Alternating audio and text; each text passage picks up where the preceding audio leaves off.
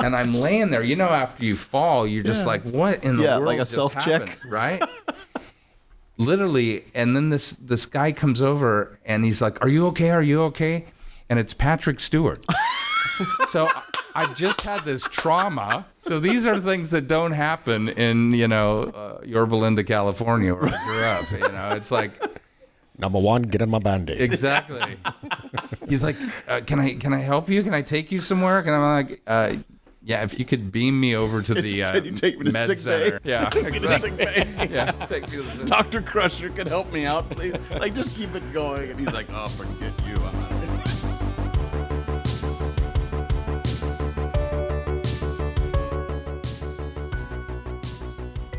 Hey, everybody. Welcome with us here today. We are excited to have a special guest with us, Mr. Scott Rummel.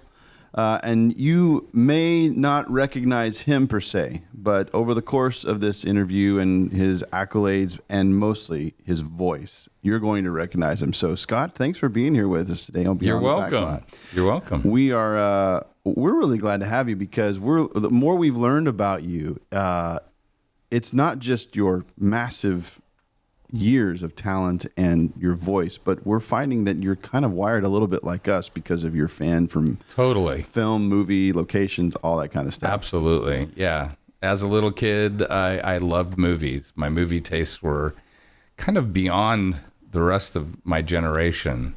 So I would go to the Fox Theater in Fullerton. I would be there for whatever it was, Apocalypse Now or Star Wars or Jaws or, of course, all the big ones. But yeah, my movie tastes were somewhat more mature than everybody else. So I became a huge movie fan. And I loved the trailers. I loved watching the trailers. And so that was where I really started thinking, oh, that would be an awesome job someday. Yeah. And but when I was a little kid, I was just kind of drawn to the voice thing. When I watched cartoons, I was realizing that was a person doing a voice and that was a job, And then I got into radio and, I should tell you, I would go to Disneyland, and I also am a huge Disney collector and fan. Mm-hmm. And I would literally stop and listen to the announcer and try to imitate him. Mm-hmm. Ladies and gentlemen, boys, and that. Who was it at the time? That was Jack Wagner. Okay. And he was voices elsewhere in the park at that time too, right? Yeah, he was like everything. Yeah, he was the keep your hands and arms inside the vehicle and all that. Permanentes estamos. Yeah. What's crazy is I was the guy that replaced him. Oh my gosh! In the '90s, for a period of time, I was that voice. Wow! But for Disneyland, yeah, at Disneyland, that's amazing. But as a kid, I would go into the Haunted Mansion, and I didn't want to leave that first room because I hadn't had Paul Frees's whole spiel memorized yet. When hinges creak in doorless chambers, that whole thing, right? So as a little kid, I was drawn into the voice stuff. And so when I realized that could be a job, I thought that's what I want to do. Mm-hmm. I was a musician as well and sang. And so I was used to being on mic. And so this was a fun thing. And where it really started to happen, and people have heard me talk about this before, is that I was listening to the radio one day and I heard a guy by the name of Dawes Butler being interviewed. Mm. And Dawes was the voice of Yogi Bear and Elroy Jetson and Captain Crunch and literally hundreds of characters, Huckleberry Hound, all these great characters. And he said he would like to work with new young talent. And I'm like, that's me. I'm new young talent. So I actually called Hanna-Barbera and asked for his phone number and talked them into giving me that phone number. And I called him. That's awesome. And the conversation kind of went like this. I said, hello, Mr. Butler. My name's Scott Rummel. I heard you on the radio and you said that you like to work with new young talent. And I'm new young talent. I'd really love to meet you. And he said, well, why don't you send me a tape? I said, I don't have a tape. He said, why don't you make a tape? And I said, could you help me make a tape? Long silence. He goes, okay, here's my address. and it was in Beverly Hills, which I thought was so cool, you know. And so I went up to his house, and he became my friend and my mentor, and I studied with him the last 3 years that he was on the planet. Wow. And it was fascinating. You know, I really learned to understand the art of voice acting, and my career really began during that time. So I started. Did anyone else take him up on that offer? Were you? Yeah, Nancy Cartwright was studying with Dawes at the time. Wow. She's the voice of Bart Simpson and many other characters. The person that had the slot after me on Thursday is a guy named Bill Farmer, who's now been the voice of Goofy for Disney for Amazing. 30 years. And I'll never forget this day. I was leaving Dawes's house. He had a studio out in the back, and Bill was walking up. And I said, "How you doing, Bill?" And he said, "Oh, I'm doing great. I just got the voice of Goofy." And I said, "For what?" He goes, "No, the voice of Goofy." And it was like, wow, Bill made it. If Bill can make it, I can make it too. You know, and so yeah, it was fascinating to study with Dawes, and then so many people throughout the years really studying with Dawes was like the Harvard. Mm-hmm. He was tough to get into because he was an older gentleman, and you know, at that time in his life, you know, he couldn't have like a full load of students. So it was, you know, he handpicked a number of folks, but he was awesome. And that's where everything really started to change for me. Yeah. That's where I really learned the art of acting, not just voice acting, but developing characters and all that kind of stuff. And during that time, I got an agent, and that was very difficult, getting an agent. There was only 15 agents that handled voiceover. Wow.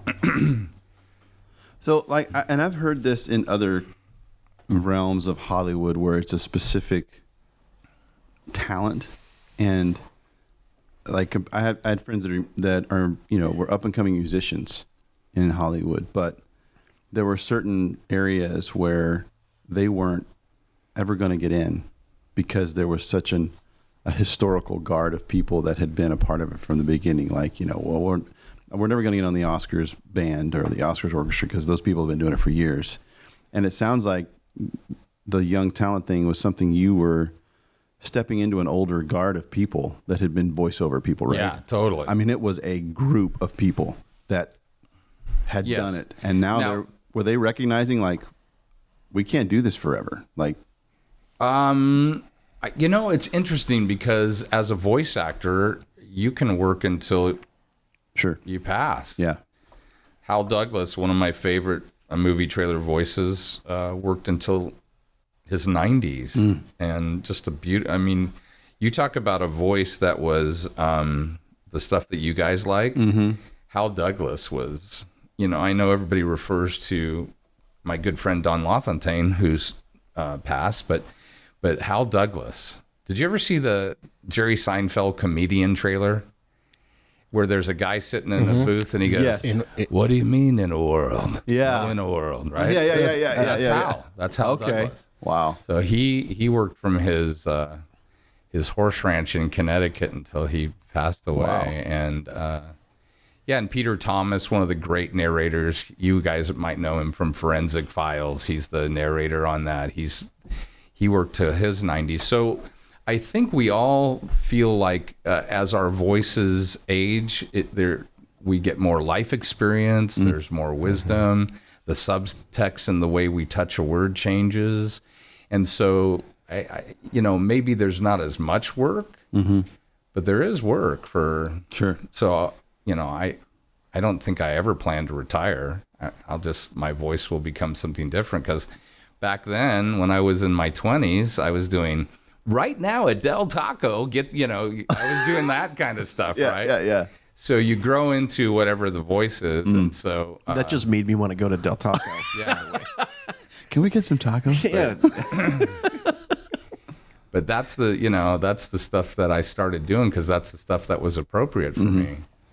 And some of the guys that I admired that were ahead of me would say, "Don't worry, Your voice is going to change. It's going to, you know. Did you age into being able to do movie trailers, you think? Oh, totally. Absolutely. Because I did not have this voice when I was in my 20s. You know, I think I had a good resonance at a higher, you know, pitch, at a higher timbre. But it's natural that as you get older, your voice deepens a little bit. There's more nooks and crannies to make it interesting.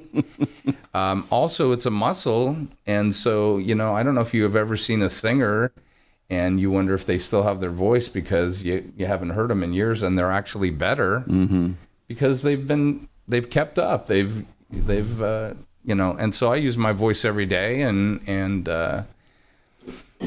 I think it's not that your voice gets better, it just becomes something different. So if you figure out how to market that, you know, or, you know, so the movie trailers that I do now, and again, I don't really think of it as my voice because each one of them is a different character. You know, I don't talk to, you know, if I came in here and said, "It's great to meet you guys. How are you? I need some coffee." You know, I'd think I was crazy. It did come in handy with some of my kids. "You're going to your room for the rest of your life." You know, that kind of stuff, you know.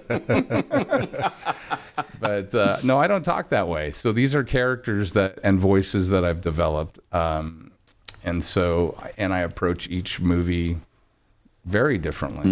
You know, it depends on what the script is and what the movie is and the content. Now, you've been doing Marvel for A decade. from the beginning, like Iron Man 1. Is that kind of where? How did that happen? You know, I don't really know exactly how it happened because none of us really understood what was going to happen. Sure. But to me at that time, it was just another really cool, big action movie. And so I just approached it with that big, you know, "this summer from Marvel," you know, that whole thing that we do. But you should also know that in these, when I do these Marvel voices, there's 3 or 4 distinct attitudes and voice timbres that I choose from, depending on the commercial. If it's a kid spot, it's going to have a little bit more fun and smile. "This summer from Marvel," right? If it's a big epic, you know, Avengers Endgame, you know. So it's all Marvel, but it's a different tonality. And so usually when I read a script for Marvel, I'll read it at least 3 different ways because they'll be using that same copy. If we're focusing on a female in the movie and they're going to try to buy a demographic that is mostly female, then it becomes sometimes a more emotional, heroic kind of thing than just what we would do if they were buying a sports thing and trying to get, you know, men in their 20s, you know, where everything's getting blown up. So, you know. So they definitely. So you're getting that information as kind of a motivated or a help to define. Yeah. Well, when they're directing me, they'll say, "Hey, Scott, this is a kid spot." Okay. But we're also going to use it, you know, so that I have my regular kind of middle Marvel voice.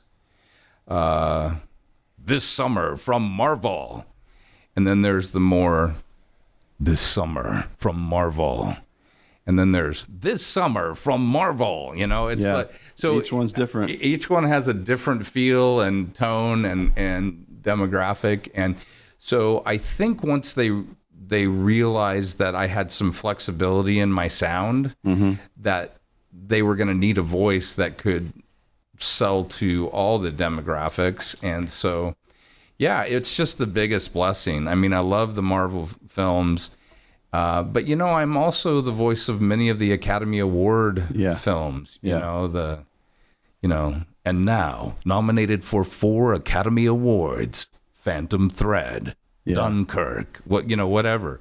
So I get to do kid spots, funny spots. I just finished a comedy called "Isn't It Romantic?" and you know, I get to do comedy spots, and that's a whole different voice. You know, "Isn't it romantic?" You know, and then drop. The way you turn it on, it's like a soundboard app. Seriously, it's It's like just like hitting a button Yeah, in a world. yeah. I still want to hear Marvel, that. Marvel. I still want to hear the emotional one though. Like if it's Captain Marvel or you're going after the young 20s female demographic. What's that? This summer, a hero arise. A hero will rise. One woman will change the world. You know, it just has more of a, right. you know, Yeah. so, and I don't have a piece of copy in front of me, and I'm, you know, I don't remember every script, but sometimes they will make sure that the copy is written appropriately for that demographic Sure. as well, yeah. you know. But yeah, it's just like in life, you know, there's different emotions that come out and your voice changes. You know, if you're sad, if you're happy, you know, if you smile, it comes through the voice. Yeah. And so we just use all those tools to help really convey the message. Because it's interesting, our business, a lot of people don't think about it, but we're part of your lives. Right. We're in your cars. We were talking on about your this phones. today. And so it is fascinating, even to me, when I meet voice people that I know their voices, but then I get to meet them, I'm fascinated. It's like, wow, that's what you look like, right?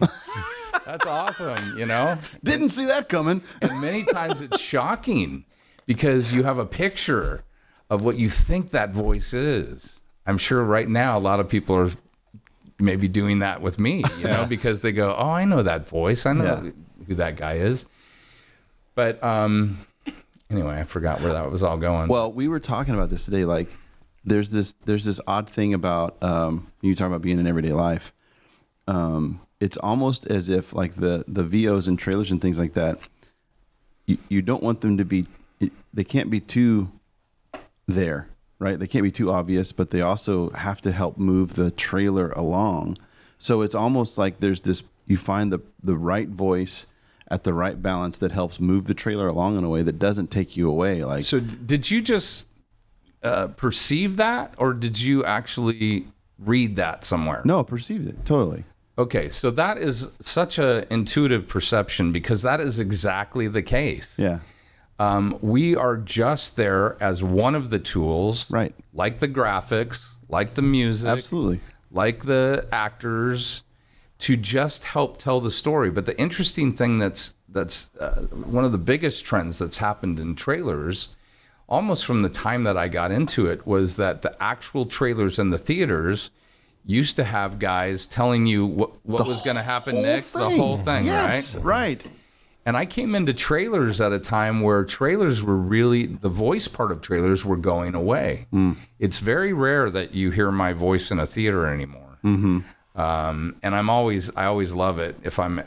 I did a Disney nature trailer recently, and I was in the theater and it came on. I was like, man, I haven't heard my voice in a theater. But because of that, because they realized that they can tell that story in maybe 2.5 minutes without a voice, you absolutely need a voice to help, or a narrator. We're really, the people in our world call us narrators for the TV spots. Okay. We are there just to help connect the dots in the story. So we're not the star of the trailer by any means. Totally. We are just there to help create an emotion, to get you to that next point, to fill in the blanks. And so that's really a great perception, because a lot of people, and this is what I find with people that are wanting to do the kind of work that I do, is that it's finding that place, that medium kind of middle ground where it's not too much, but it's enough. It's enough to make the point, and it's enough to carry the story. And sometimes it's just appropriate not to have a voice, you know, and then I just do the title and tag at the end. Sometimes I just hear myself I'll be watching the spot, and you'll just hear me going, rated PG-13. It's like, oh, that was good work. That was 2 days of fun. Yeah. Well, but occasionally I get to do some really nice stuff. I just did the Rocket Man campaign. yeah, we watched that. That was Yeah. great. And so I've got some dialogue, or I've got some copy in there, and I got some words that I get to say and help really carry that story along. And so I love to do that. I'm a storyteller. Yeah. And so, but sometimes it's just, you don't need it. So, Yeah. but anyway. Sorry. I just want to ask real quick, what's it been like with the evolution of trailers in terms of popularity, and also it's a dual question. Same with voiceover talent and their popularity rise. So in the 90s, trailers were a big deal for my brother and I. You couldn't find them online. You'd go to the theaters. You'd watch them at the theaters. We love trailers. Yes, we talked about that. They've changed. But it seems like when we used to say the word trailers in the 90s, people are like, what? You mean the previews? We're like, yeah, the previews. But now today, I mean, you've got the Apple Trailers app. You can watch. I mean, releases of trailers are a big deal. You have access to all of them. I just, to me, it seems like trailers are more popular today than they definitely were in the 90s. Absolutely. And voiceover talent today seems to be more popular than it was in the 90s. Rob Paulson, Yeah. Townsend Coleman. People like start to know these names and follow these people on Twitter and want to know more about their lives and want to see them on Comic-Con panels and things like that. Yeah. So what's that been like too? Because voiceover, I'm sure, again, in the 90s, 80s, you weren't necessarily famous. You were just the voice. Exactly. You know, except for voiceover nerds like me who were well aware of Exactly. the guys that were doing stuff. And it's so funny, Rob and Townsend and I really came up together. And those are two buddies of mine that I love, and just both great guys. But it's also fun for me to have watched them from the time they got to Hollywood to see all the cool stuff that they have been able to do.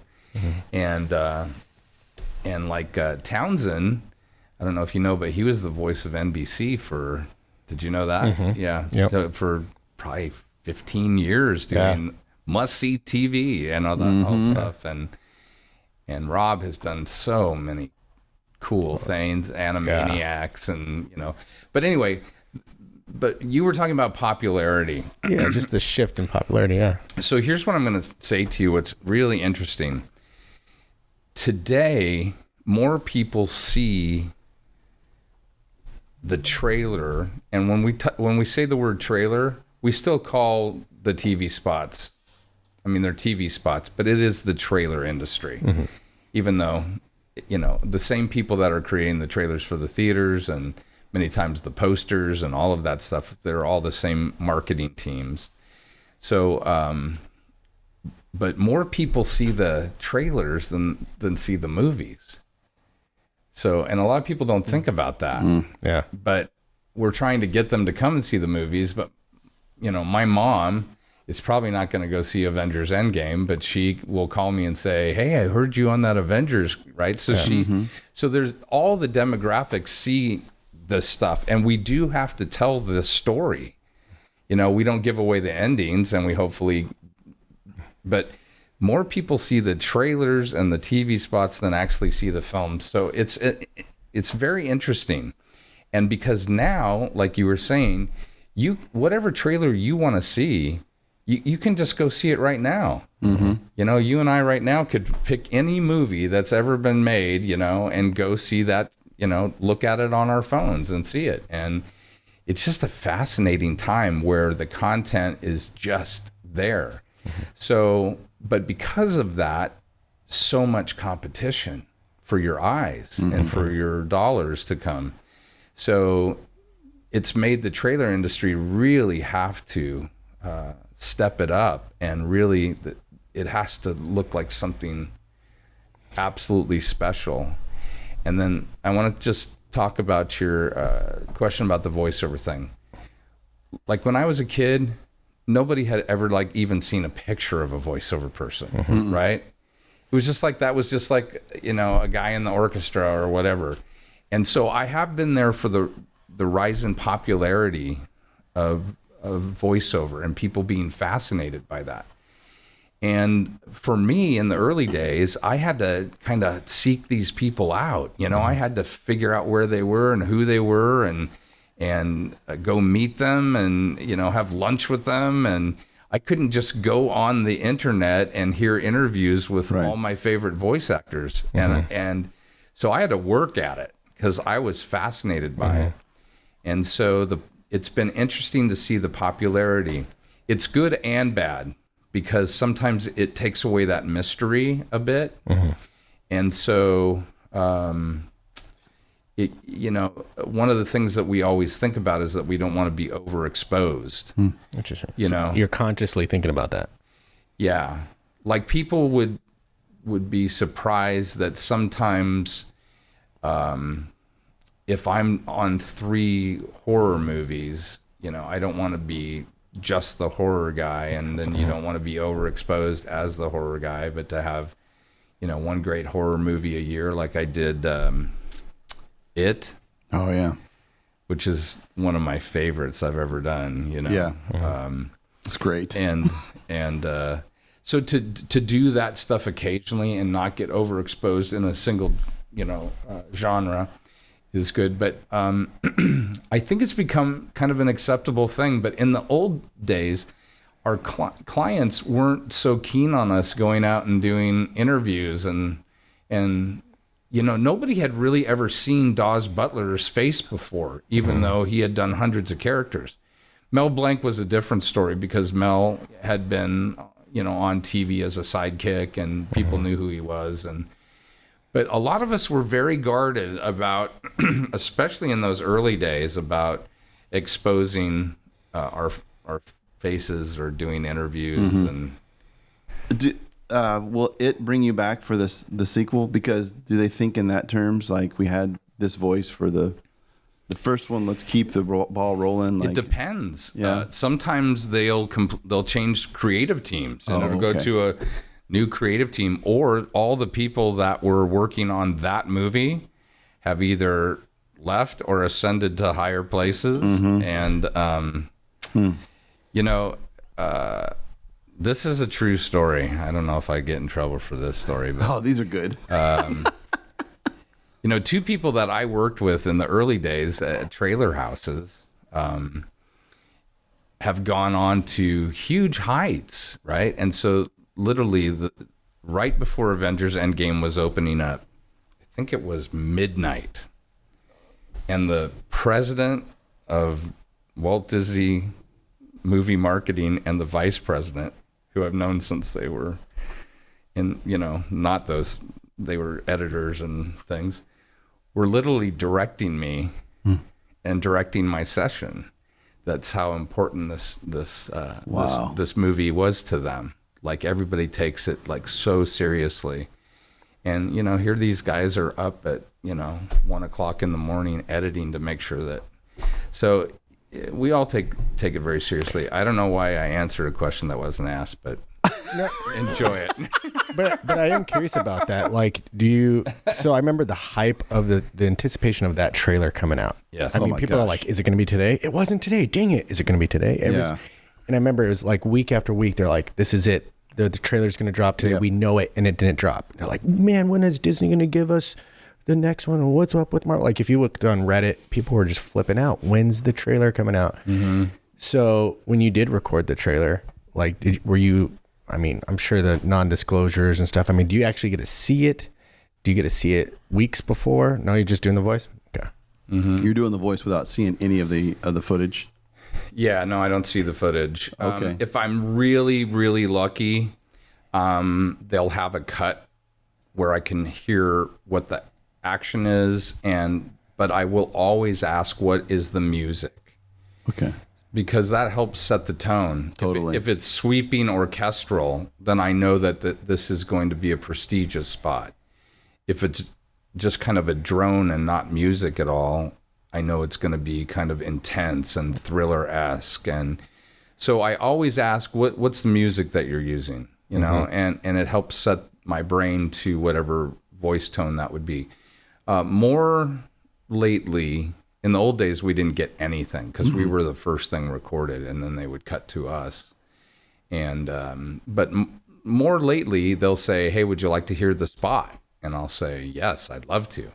And so they'll have, a temp voice in there, which is just somebody around the office or something, and they'll play me the spot, and I get to hear the emotion of the actors and the what we call SOTs, the sound on tape, and all that stuff. And so it just is really, really helpful. But I don't see anything. I just don't get to. But yeah. And in the trailer business, as opposed to the promo business, the promos for television, like when I'm doing Shark Tank next on ABC, those spots are already built. So they've left me just enough room to get into those spots. So they're not recutting the spots. But with the movie trailer folks, they will take a line and they'll adjust the cut to what I've done, or one of the other guys. Do you do the whole Shark Tank show? Or is that or No. the spots? Okay. I'm just the promo voice. So My friend Phil is the announcer, Phil.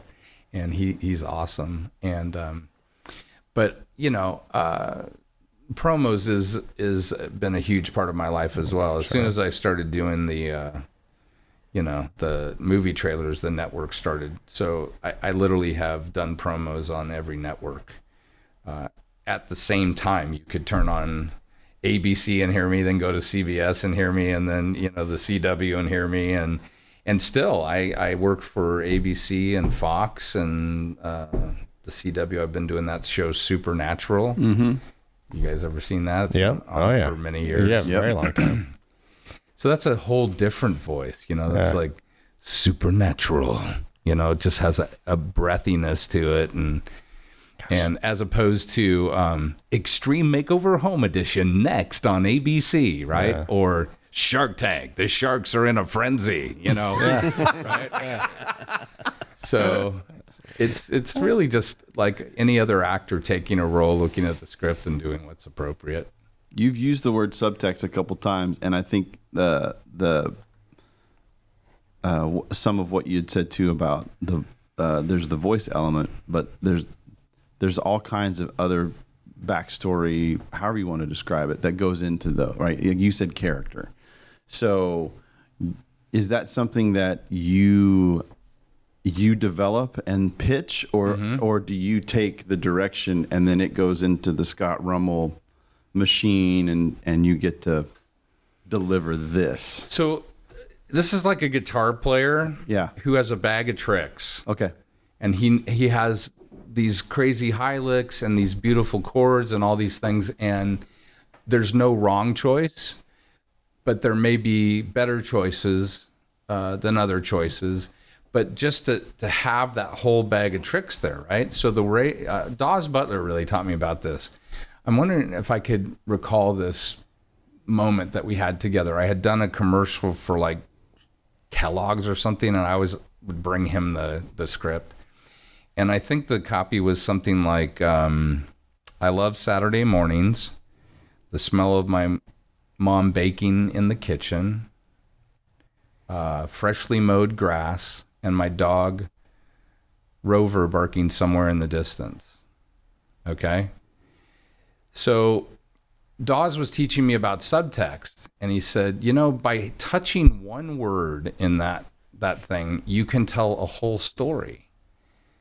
And so he said, I love Saturday mornings, the smell of my mom baking in the kitchen, freshly mowed grass, and my dog Rover barking somewhere in the distance. Well, just by the way he touched the word somewhere, he told you all about his dog. His dog runs through the neighborhood. Everybody loves him. I know he'll come home. I'm not worried about him, right? Just by going somewhere in the distance, like he'll be back, right?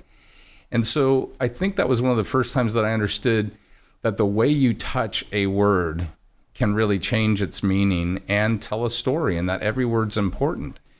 And I know this is really nerdy, but this is what we do, If I'm going to say the word terrifying, how do you think I'm going to say it? Well, terrifying. Yeah. Sheer terror or whatever. Or if I'm going to say the word family, family, because it's going to mean something, unless it's a scary family. And then I'm going to say family, whatever it is. Yeah. But the word should sound like what they are, right? So those are all things that we learn too to bring subtext. It's all very subtle, and it's like, I'm sure it's like when a guitar player hits a certain note and bends it a certain way, and every other guitar player goes, wow, that is the coolest. How did you bend it like that? You're right. Mm-hmm. It's the same thing with us. Yeah. It's all these little tools that we have put into our tool bag over the years that we go, oh, I know, I can use this one. And then we pull it out and try Well, it. it's all about trying to make a difference or make an impression with like 20 words, right? Or And 30 sometimes words. less. Yeah. Sometimes a lot less. Yeah. You know? That's crazy. That's where we were having that conversation. We watched I think it was one trailer for, I don't know if it was Captain Marvel or not, but you really only had like 3 or 4 words. And then you had the opens Friday. Yeah. You know? Yeah. Like Right. it was, and so we were like, how there's so much that's already in that, but it's literally the 4 or 5 words that were there were just an element to help move it along. Well, here's a secret that I can tell you about that. When I looked at that script, there was a lot more than 4 or 5 words on it. Mm-hmm. So I don't know what words they're going to use. Oh, okay. Sometimes when they get the cut, they don't have a word for, room for a line. Mm-hmm. And so I'm not sure what it is they're going to use. And many times they Frankenstein I'll read on one commercial and they like that line from that commercial. Yeah. So they'll take it over and put that line in another Totally. commercial. So, that's why every word is important and every line, because sometimes I'm thinking, oh, this is going to be awesome. There's going to be like 5 great lines in this trailer.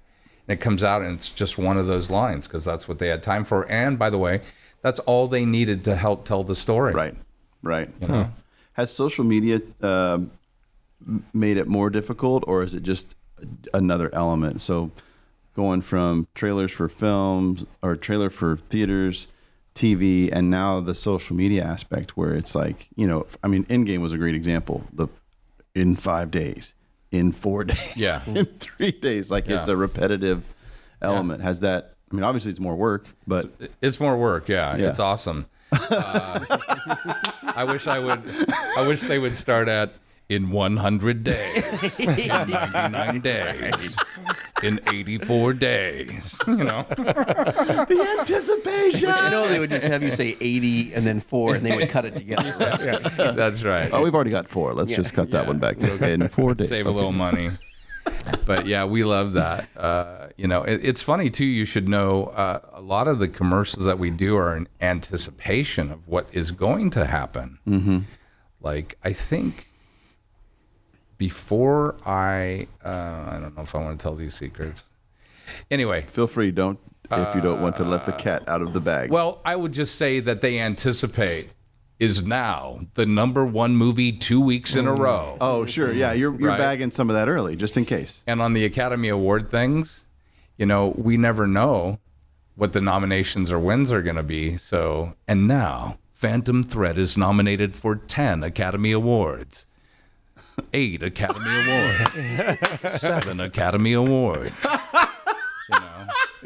Yeah, it's like the And then- Super Bowl champion T-shirts that ever come out. Exactly. Yeah, That's right. exactly right. What else I had read about that? A friend of mine who worked in printing, that they would already have designed certain covers based on potential events of someone's passing. Oh, of course, yeah. they'd have that already because they want to be the first one to get it out to the printer and out in front of everybody. Or if somebody had been dating for a while, like we're going to print the cover, we're going to have it designed for their wedding. So that as soon as it gets announced, we can be the first one to press that, Yeah. Brad and Jennifer are engaged. It's already in the hopper, ready to go. kidding. So But you guys would just laugh at how many times we've done these anticipation spots, and then they announce the Academy Awards or the Golden Globes or whatever, and the one number that we didn't record is the number that they, anticipated or that they got chosen. yeah, it'll be more than So- 2. We don't So I need get that. I literally get those early morning calls after they announce going, we need Scott right now, Yeah. now nominated for 14 Golden Globe, or whatever it is. I did. So this just came up, and I guess this is more trailer related, but I'd love to hear about Aquaman too. But I am the born ruler of Atlantis. there you go. I am Aquaman. So have you heard about the Sonic the Hedgehog trailer that just came out? Yes. And the power of a trailer and the power of the internet, the outcry of what Sonic looked like, and within a day, the director's like, we heard you, we heard your concerns, and we're going back to the drawing board with the animation of Sonic. Like the trailer was out. He's the character. Yeah, you're talking about the power of a trailer. The power of a trailer Negative on the internet. response. Yep. And their response to it was, all right, we heard you. We're going to make this change before this movie comes out because now we're scared. It's not just a change. It's literally the character looks wrong. Yeah. And so we're going to go back and change it. Yeah. I mean, that is crazy. Anyway. So, which is interesting because every one of these trailers is tested. They do test audiences in Vegas. They grab people in Vegas because they're from all over the country, so they can get a good sampling. There used to be a place in the Venetian, right? Is it still there? Yeah. So you could go and watch a trailer, answer some questions. They give you some movie tickets or whatever. And so it's all tested, but it doesn't, sometimes it's shocking. I can tell you about, do you guys remember a movie called Kangaroo Jack? Yes. Do you? Yes. Okay. So we did this campaign for Kangaroo Jack for this movie. And it was just testing terrible, right? And so guess what they decided to do? They put a kangaroo in that movie. That whole kangaroo that was in the movie the whole time was not in the movie. Stop it. Before they were planning on releasing that movie. So they went back, and I think it was something like $2 million or something, which was a lot of money back then. Based on testing, this movie was just going to tank. And so they pulled everything, went back into the drawing board, and made that animated kangaroo. Okay. Which was, if I remember right, I vaguely remember the kangaroo was almost kind of like the gopher in Caddyshack, right? Totally. Yeah. It was just like an added. That's fascinating. I had no idea. Yeah, so they listen to these test audiences. By the way, I test really well with women. One thing I'm super proud of. We were also talking about how sometimes, a lot of actors will do voice work for animation. Yeah, oh yeah. And, sometimes it works well. But other times, like I think we were talking about, like Brad Pitt did an animated character. And I just remember feeling like I never connected to that character at all. And so do you ever do coaching, or have you ever listened to a voice and thought, oh, like if he had done this or if she had done this, it maybe would have connected better? Yeah, I mean, I'm a lot less critical than some folks. I try to figure out. I don't know which exact thing you're talking about, but I know that a ton of on-camera actors, many of them who I am friends with or whatever, who do voiceover, they absolutely love it because it takes them to a whole new realm that they can't do in physical form. They can do just the craziest fun stuff and put themselves in situations that you could never find in a real film. So, and then they love doing commercials. It's a way to make great money, and there's a science behind the celebrities doing this stuff because, like, it's interesting. I replaced Tom Selleck as the voice of AT&T, and a lot of people didn't even know it was Tom Selleck, but what they knew subconsciously was that they liked and trusted this voice. Have you ever borrowed a book from thousands of miles away? And the company that'll bring it to you, AT&T. Right? Because that's what they're paying for. There's a credibility and a trust factor. So you will hear, Donald Sutherland doing the orange juice commercial, and whoever it is sitting at home may not even know that it's Donald Sutherland, but they hear that voice that they've been hearing for 50 years, and they go, I like that orange juice, you know? And so Smart. Celebrities, Audiences, all that stuff. And John Cusack's been doing a ton of car commercials. Yeah. And it took me a second when I heard him, like, oh, it's John Cusack. Yeah. John Hamm is the voice of Mercedes. Yes. And so those of us that are kind of in the know and love this stuff, but, kind of Joe Blow sitting at home, He doesn't know, but he does know that there's some sort of credibility that he has with that voice he's hearing. So that's worth paying for. And so those guys can make a lot of money on like one good campaign, you know. You know, in my early days, just going back to some of the movie stuff, when I got my first commercial agent was ICM, which is a big agency, right? And as a movie fan, you know, part of like the beyond the backlot is like being at a gas station and you're pumping gas next to Sylvester Stallone or whatever. But first time I went in for an audition, Robert Loggia, do you know who that is? Yes, come on. Scarface. Yep, Scarface, big. Yeah, right. I'm sitting next to Robert Loggia, my first commercial audition at my agency, right? And so, and it becomes the whole town of Hollywood was really like a campus where you would see all kinds of different folks all the time. What was weird about that was my first commercial audition. And then my first commercial where I got Taft-Hartley to be in the Screen Actors Guild was for Oral-B toothbrushes. And the guy that I was working with was Paul Schnarr. Do you know who that was? Oh. That was Robert Loggia's boss and the guy that ran the whole cartel. Oh, okay, in Scarface. Okay. So there was like this Scarface connection early on. Like I was running into Scarface people and, you know, I felt at any moment, you know, Al Pacino would say hello to my little friend, you know, kill me or something. But it was just fun being in Hollywood. And I was like a kid in a candy store, you know, it was just like, I love the movie magic. And, you know, you just never knew. You'd be at a restaurant and Tom Cruise would be sitting, you know, just right over there. Or I remember I was at Raleigh Studios. I did a show over at Raleigh Studios.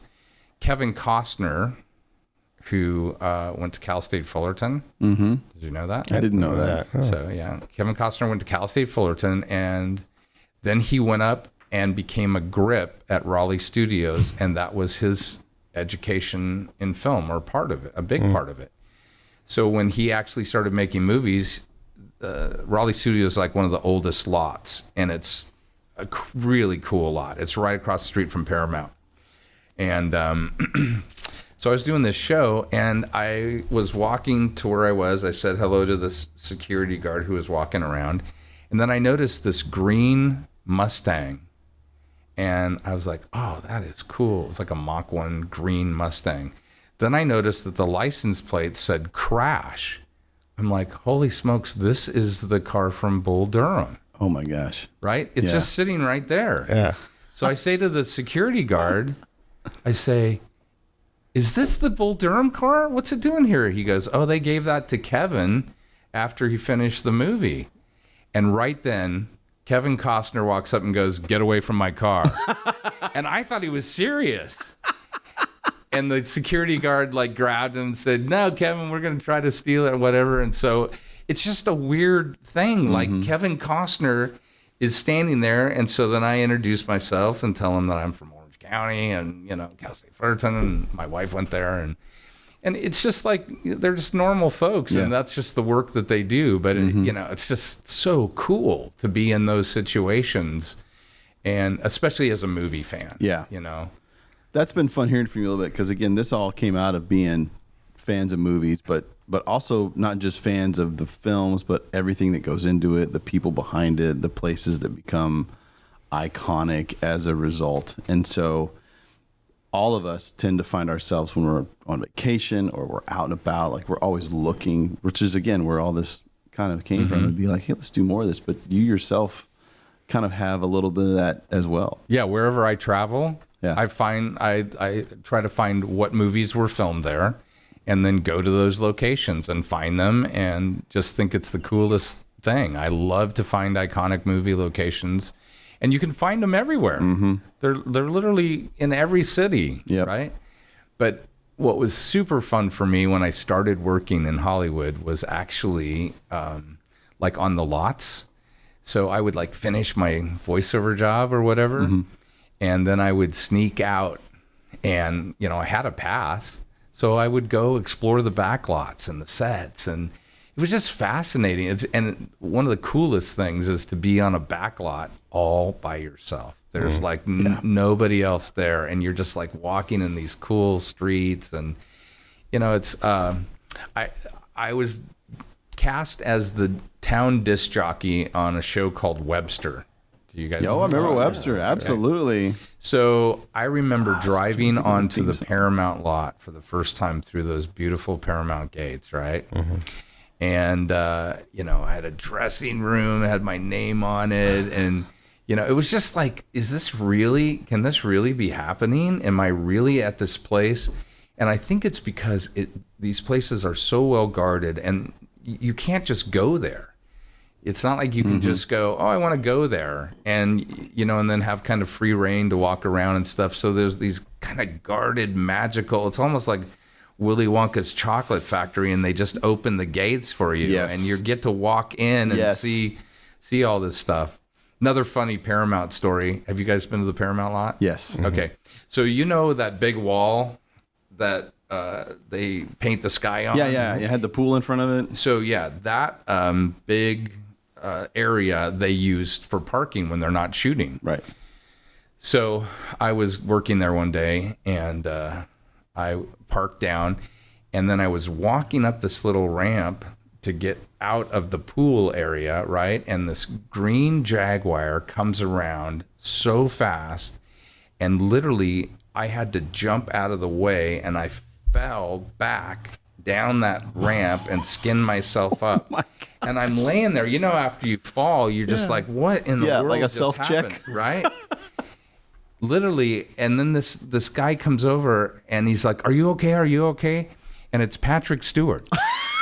So I've just had this trauma, right? And now Captain Kirk is standing over me asking me if I'm okay.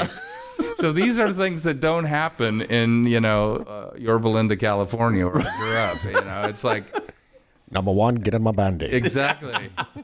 He's like, can I help you? Can I take you somewhere? And I'm like, yeah, if you could beam me over to the Can you take me to med sick center. bay? Yeah, exactly.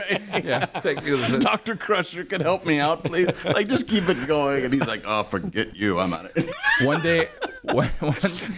day I was at Universal, and we used to go to the studios, and as I mentioned, I like to go into the to the theme park. I used to take my boys up to Hollywood during the summers with me, so if I was doing a job at Universal, we kind of sneak into the park and ride a couple rides or something. But I remember one day I was walking over towards the back lot, and there was this woman walking toward me, and I was like, what? Who is that?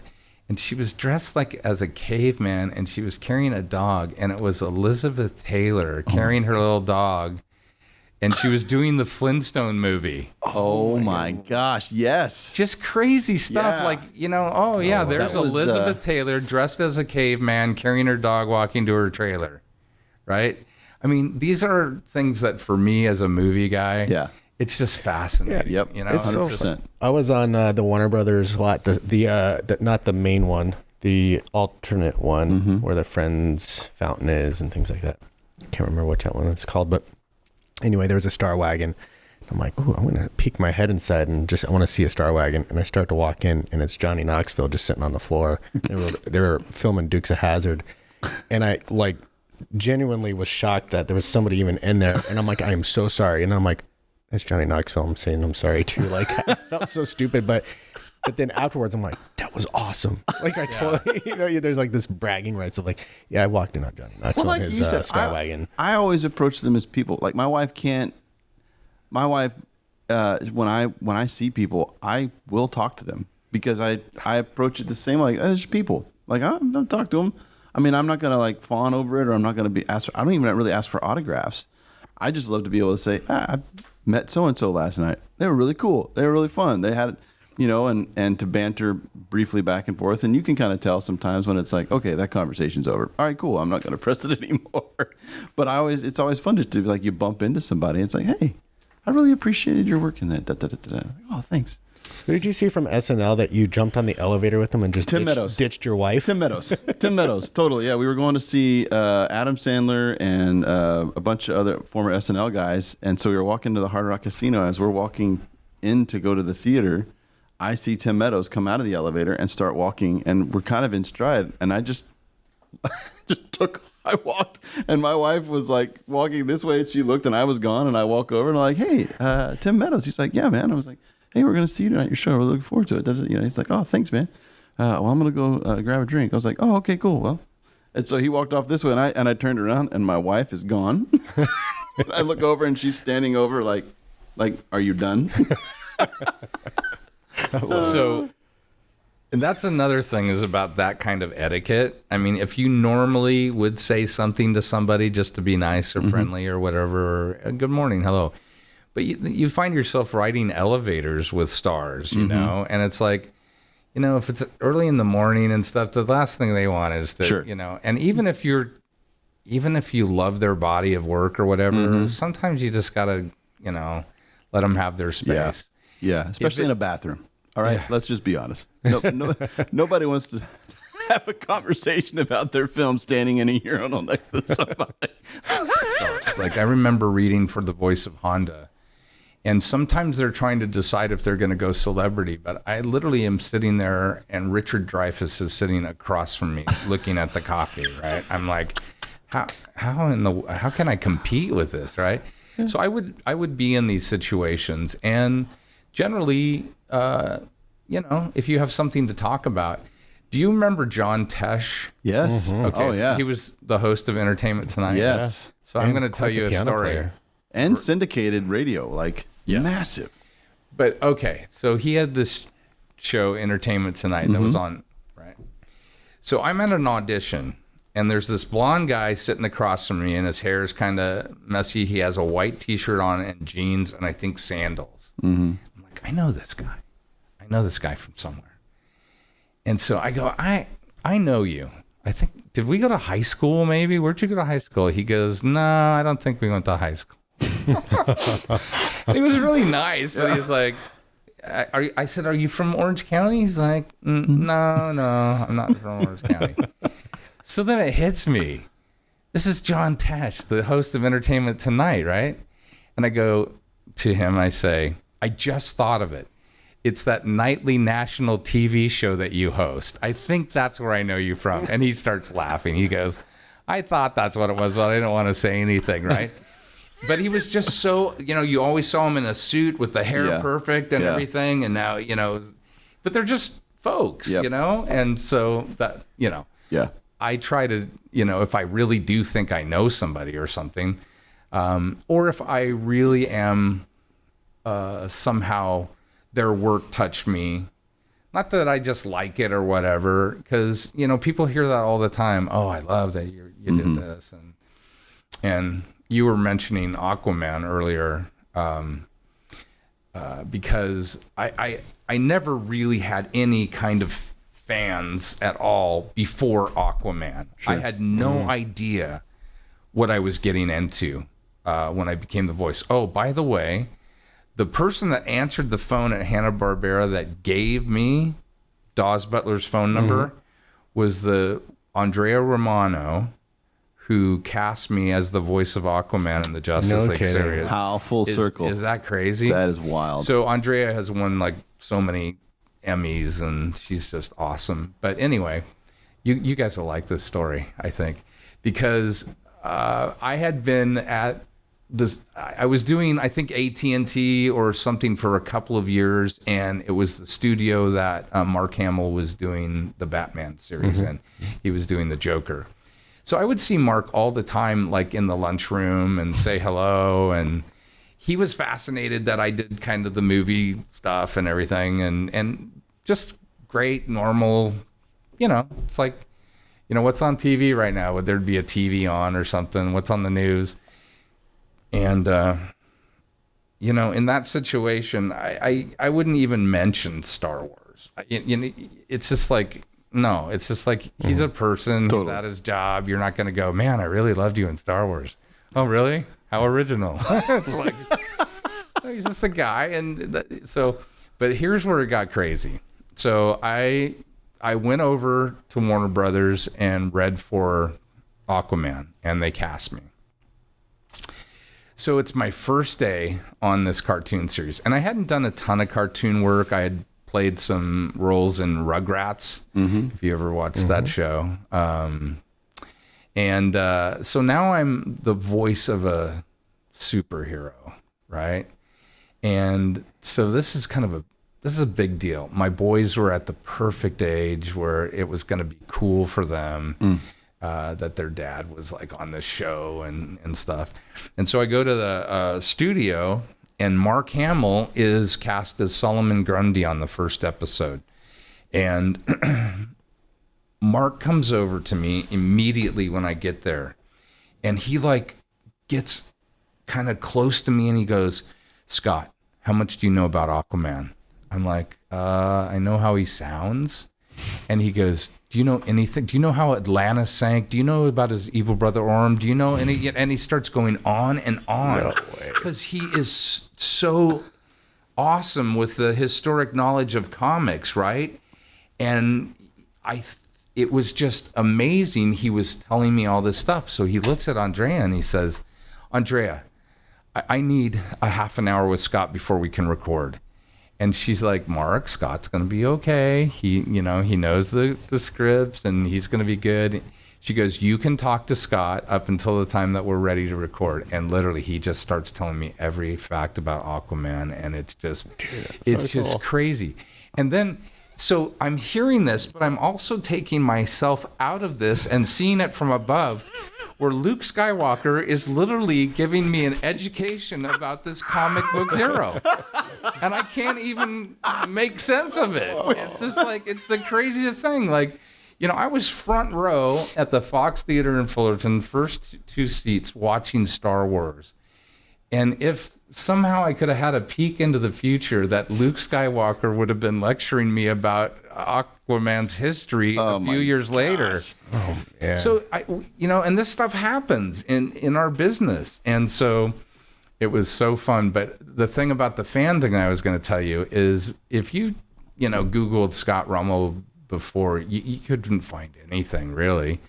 But once I was Aquaman, it was crazy. Yeah. It was, 4 pages of Aquaman stuff. Scott Rummel, Aquaman.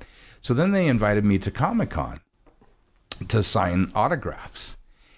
Now, I didn't even know what Comic-Con was, because I wasn't really huge into the comic stuff. I mean, I enjoyed it, but it wasn't like... so I had no idea that there was going to be 100,000 people at this event.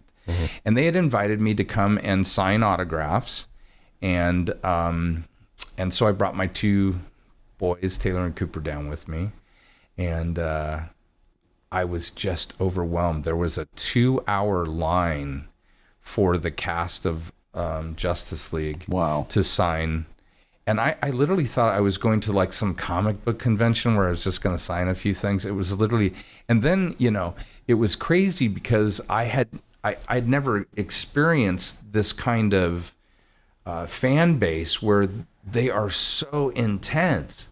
I literally had one guy walk up to me and he said, "Okay, so like in episode 4, you had to cut your arm off?" And I said, yeah, I did. He's like, "But what did you use? Because you didn't have a knife. And did you use sharp coral?" And I'm like, Yes, I did. That's exactly what I used, sharp coral. It's just like they're so into every little aspect of it. And so that was really a fun thing for me. Now this movie Aquaman is coming out. And I'm thinking, how cool would it be if I got to be the voice of this movie campaign, right? Because that would kind of be another full circle thing. But I didn't want to tell anybody that I had been the voice of Aquaman at Warner's, even though it was a Warner's project. But the people that I was working with, they wouldn't have known that. So I read for it. I got it. And in the first session, and I waited till we were really done with the session because I wanted to make sure that I was, the guy. So I said, "Hey, fun fact. And they go, yeah, what? I said, I was the voice of Aquaman on the cartoon series. And they're like, what? No, you weren't. And then I did the whole, born ruler of Atlantis. And they freaked out and thought it was the coolest thing ever. And so they made a big deal out of it every time we did a session for the movie Aquaman, that Aquaman was doing the voice for the movie Aquaman. That's really cool. Dude, that's so And awesome. then the coolest thing happened. My son sent me like a meme that showed the past voices of Aquaman, or past Aquamans. Yeah. And I'm sorry, I can't think of his name, but the guy who's plays the actor on This Is Us. He was the teen version of Aquaman, but it had this meme of Jason Momoa, me, and this guy, right? And I'm stuck in the middle of these two guys, right? It's like, one of these things doesn't belong here, Past Aquamans, yes. So, Well, I love that you nerd out over all this stuff just as much as we would nerd out over all this stuff. Like, Yeah. it's so fun. Like, you talking about just, here's Mark Hamill, and, you're nerding out over that moment, even though you're in this, you have this professional Even though working relationship. You're in it. You're Yeah. in it. The odds of that happening to you are far greater than those of us where it's not. Exactly. And yet you still get to have the same joy and experience it. yeah. I think that's so fun for us to hear, and I think fun for the audience to hear too, is that here, yeah, you're a successful working professional, and yet you are still nerding out. And I believe a lot of us are that way, because that's why we went to Hollywood. That's why we wanted to get into this business, because we were fascinated by it. There are a lot of people that will act like they are just not impressed at all, or they're not amazed at certain things. I think deep down inside they are, because I know it's every time I walk onto a lot. Now, if you work there every single day and, you do start to take it for granted. But if you get to visit that place, a few times a year, it's always like, it's like when you were a kid and went to Disneyland a couple times a year. It really is the same kind of thing. You're through the gates, you're in a place that a lot of people don't get to go, and it's just fascinating. And then when they give you that pass, when they put that pass on your shirt or, hang it around your neck, it's like, man, I just got the keys to the city, I want to ask you a couple just movie fun facts, because you obviously love films, but give us a couple of your favorite films, like movies Again, I just needed a small break, so I created that distraction so I could think through your answer. It's always crazy for me when people say, what is your favorite movie? Because if you're a movie buff, you can't just have one favorite movie. You may have a movie per genre, right? But okay, so let's talk about just movies that come to mind. So in comedy, okay, the first movie that I really remember just completely freaking out and laughing over was Steve Martin, The Jerk. Oh gosh. Which it was like, this is a near perfect movie for me at that age. So I just loved it.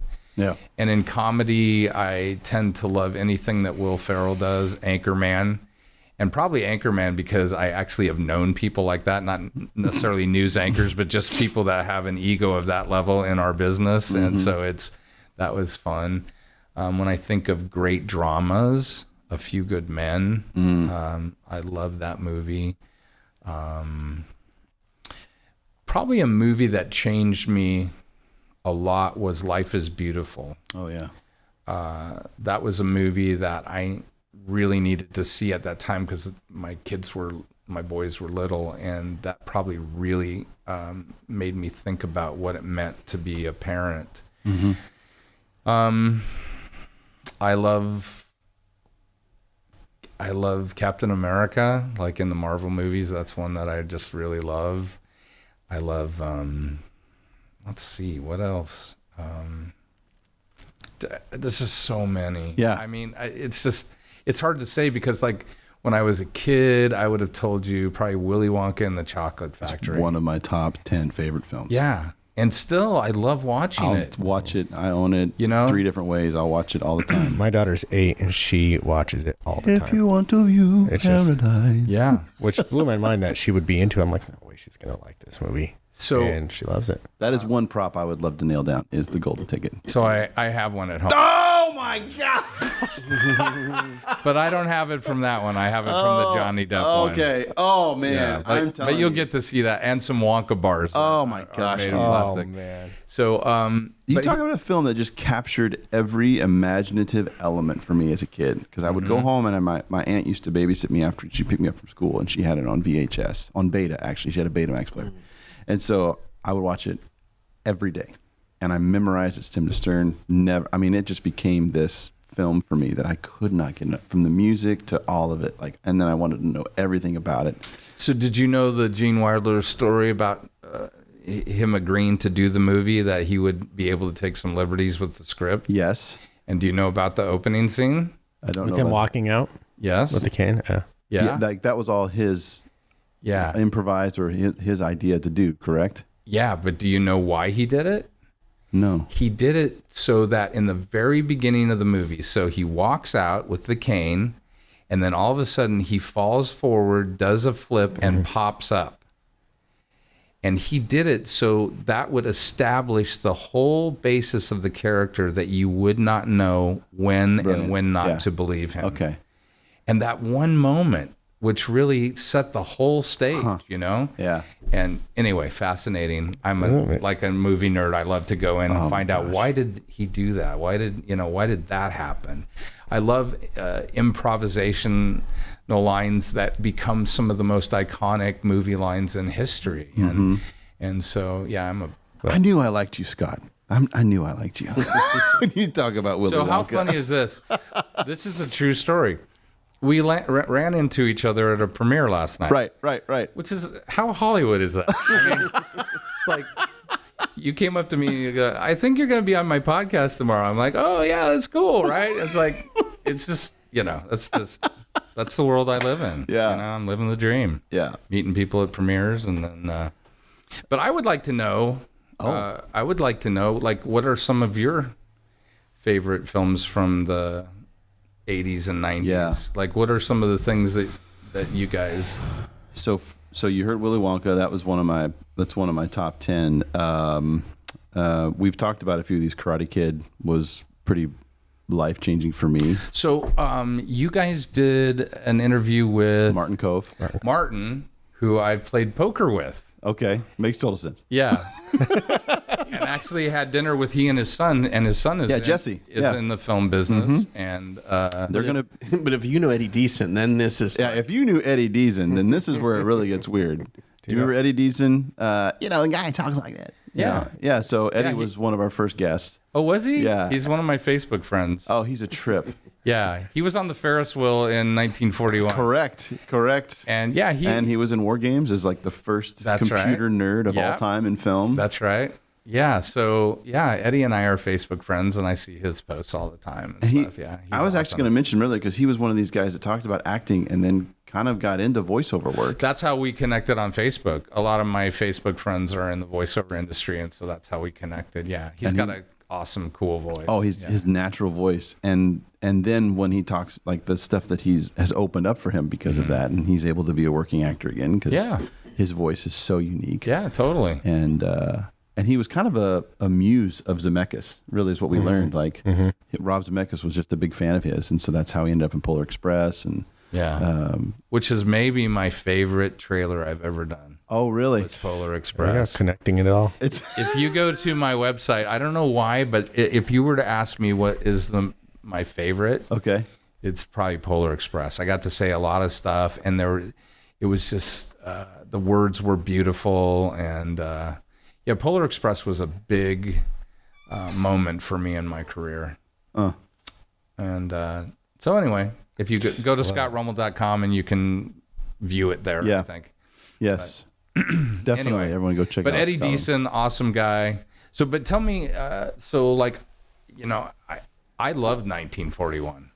I don't know if you guys did it or not. I good film. tend not to pick apart stuff. I know it was like It's kind of goofy, but it was fun. It's just fun, it's like every movie doesn't have to be, I love the big popcorn movies like San Andreas. It's just like big fun. If you go into it with the mindset that, okay, this movie's probably not going to change the world, but is it going to be fun to watch? Absolutely. How all this stuff happens. So I love all genres, but what are some of your favorites?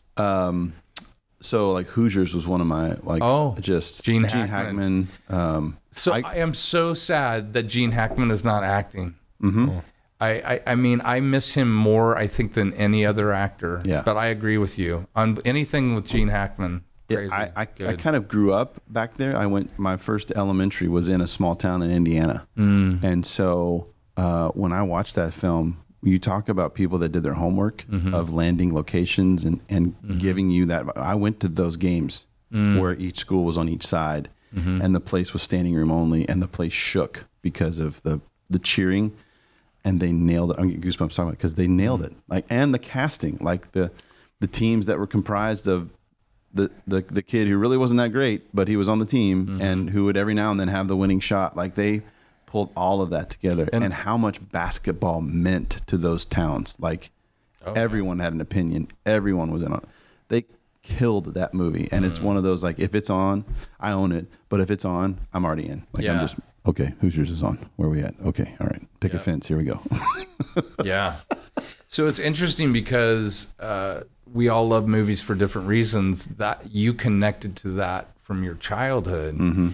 So somebody else may not feel the same way exactly about that movie, but that movie did something for you that was really, really special. Yep. And so, that's why when you say favorite movie, it's really so tough, because if you have a childhood connection to a movie, people would never understand unless they're from your hometown. What's one of your favorites? Man, it's hard to answer because I would say there's one, like I have a favorite almost from like every year. Yeah. If that makes sense, right? So like 93 Jurassic Park, no doubt about it. I, like, love that movie. I will watch it anytime it's on, over and over and over again. But if you go to 95, I'd say Braveheart, because I will watch that movie over and over again. It doesn't matter how many times it's on.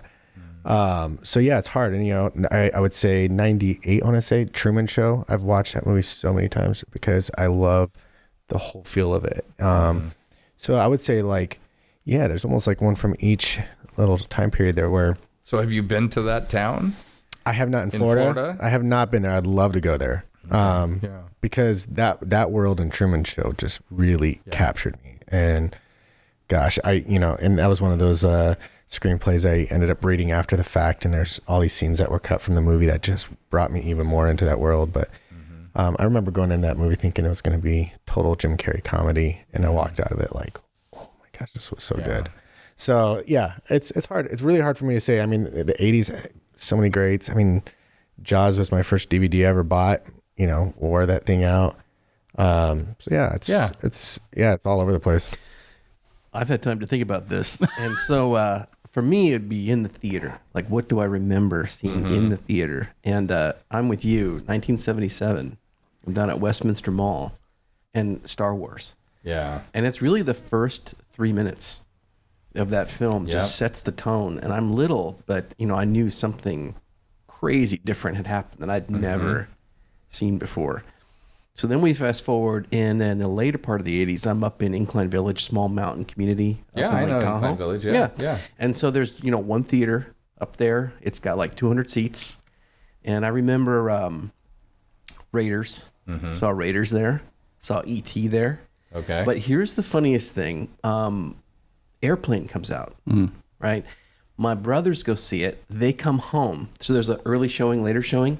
Got the whole family together, took us all down to go see it. So my whole family is in this little theater, packed. And I've never heard a movie theater laugh that loud. And hearing my dad just roar above everybody. And, that's an amazing movie experience. Yeah. Who are the makers of Airplane, by the way? Because they did Top Secret, which is a total... I mean, gosh, man, those movies still stand the test of time, in my opinion. It's just... Yeah, and then the unique thing about that time period is there's this new thing called a VCR, pay like $2,000 for the first one, you know, but you've got it in your house, and then it comes out on tape, and you get to watch it again. Yep. And it was just such a unique. Mm-hmm. Oh, I love it. So are you guys coming over to my house? Yes, we'd love Yes. to. And you've heard about my house? We've heard rumors Yeah. of Casa So you'll de see Rumble. that the early Disney influence is throughout the house, and also I've collected some really fun movie props throughout the years. So I would love to have you guys over and show you around. And Yeah, we're excited. I mean, I think the conversation came up because Curtis and I are huge Disneyland nerds, and we just, I mean, all things Disney, you know. Really? And then it came Oh, up. yeah. And then yeah. you guys are gonna freak Yeah, out. we're gonna totally freak out. Yeah, you know, I mean, I grew up. 'Cause- I moved to California when I was 11 from back east, and literally from the first month we lived here, I had a Disney pass ever since. So Yeah. since 1988, I've had a Disney Yeah. pass. When we would tell people, like, you know, passes are so prevalent now, but when I got my first pass, we went to the park. You know, parked in the lot, 10 steps to the gate. You know, and I remember going to the ticket booth and my parents asking, "Hey, we're here to buy the annual passes," and the guy was like, "We don't have those." And we're like, "No, we were told that there's a pass that gets us in all year." And he's like, "Oh, hey, do we sell annual passes here, John?" Yeah, they got to go over by the pet kennel. Okay, all right. Well, I guess you guys go to the pet kennel. So we go to the pet kennel, and there's this little old woman. I mean, she's probably in her 80s. Open the door, you know, and walk in, and she's like, "Are you here for your annual passes?" And we're like, "Yeah, I guess so." I totally remember And that s- place. I remember everything you're saying. So there was like the old driver license camera, you know, Yes. that like, who owns that, right? It was like this big with the big square. And so she's like, "Okay, look at it." And you know, take the picture, and she takes the picture, literally Cuts it out, laminates it. runs it through the heater. And Did you "Okay, keep some there's-" of those? Oh yeah. I Oh kept yeah. mine, too. Kept them all. Yeah. And she's like, "There you go." And literally 365 days, parking was included that time. All of it, $88. Yeah. I remember when it went up to 100 and And we all freaked out. We're like, $100? because Terry and I got married in 1982, and my parents gave us both Disney passports for Christmas every year. And I honestly think that we were paying in 82 like under 70 bucks Oh, I'm sure. or something. I'm sure. And it was like, is this crazy? And now It is crazy. there's $1,000 or something. No more than that. Well, more than that for that pass. For 365, all that kind of stuff, it's like $1,200. I think it's even that more includes the parking. But you know, Yeah.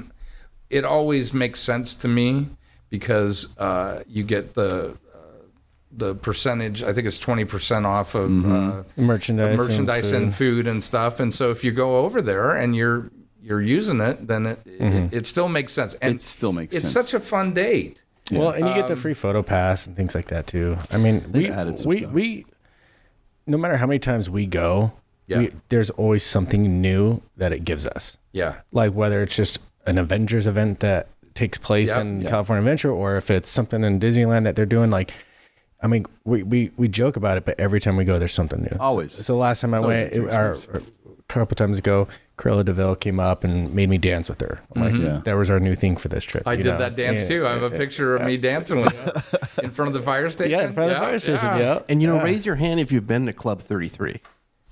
Oh, screw you all. Raise your hand if you've been more than once. Uh-oh. I don't like that part.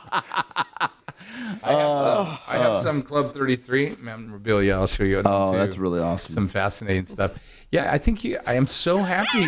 Still sore about that. I think you guys are going to just absolutely love it. I wish right now I'm building Tomorrowland suite, and I just bought one of the rocket jets. Oh, my gosh. Oh my gosh. But it's dude. not, the rocket jets, the white ones that used to go around. So do you go to the auctions and, Yeah, and pick this stuff up? Yeah, Okay. I was at one yesterday. Oh, really? Yeah, I got stuff yesterday. Actually, Saturday was the auction. Yesterday was a Disney show, and I actually bought some cool stuff yesterday. Do you get into bid wars with other actors or other yeah. celebrities? Because Yeah. like, what's his face? Chris Hardwick. Chris Hardwick. Yeah, like he went Chris has got crazy and some- spent a fortune on one of the Haunted Mansion original Original paintings, yeah. Yeah. Hardwick's in a the huge elevator. memorabilia collector. Yeah. Scott, thanks for joining us here on the Beyond the Backlot. My pleasure. I had fun. You guys are awesome. This was a blast. We have a lot in common. Yeah, we do. In fact, we should think about getting Scott on a location with us at some point. That would 'cause be I think amazing. It'd be fun. That anytime. Okay. You guys, I love that. In fact, you were saying that you love Jurassic Park, and I'm going to check out some of the some of the Jurassic Park locations in Kauai, which I have done before, but. Like that field where all the have you been there? I haven't. I want So to Gallimimus come running over the hill. Yeah, Yeah. I've been there. Yeah, I feel it's like Chris awesome. should book us all a trip there. Yes, I think we should. Yes. So, we're going. Anyway, but yeah, please have me to a fun location. There's so many around here, Yeah. and It's been a going. It's fine. It's done. there's so many around here. How is that? There's so many around here. Faster. Let it breathe.